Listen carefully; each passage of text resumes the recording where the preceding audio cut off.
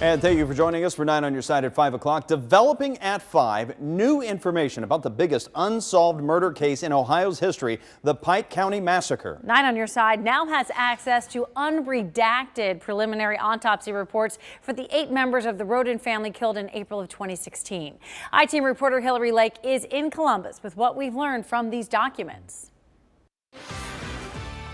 The reports provide new clues never released to the public until today about just how close the shooters were able to get to the victims when they pulled the trigger. Now, we're at the Attorney General's office, and I was allowed to go in that room behind me to look at the reports, and that is the key here. I was only allowed to look at them. I was with several journalists from around the state, and we were supervised. We were only allowed to go into the room, read the autopsy reports, which were completed by the Hamilton County Coroner's Office, come out and take down notes.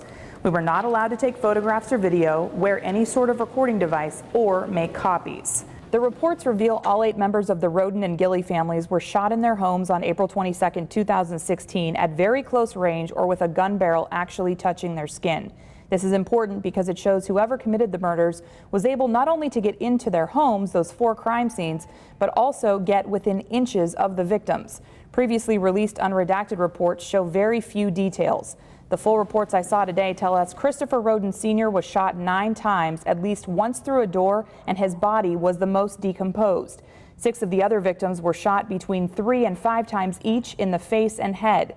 And Kenneth Roden, who we already knew was shot once, was shot in his right eye.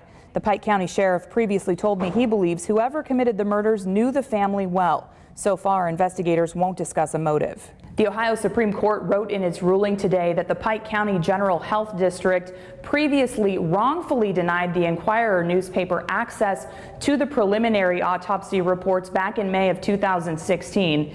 Another newspaper fought for access to the full autopsy reports, but they lost in court earlier this year. In Columbus, Hillary Lake, 9 on your side. Investigators have not identified any suspects in this case yet, but last year the Attorney General stopped short of calling some members of the Wagner family suspects. In fact, Jake Wagner is the father of Hannah Roden's child. Investigators searched through several trailers at a business last year. A property manager told the I-Team at that point that one of those trailers belonged to Wagner.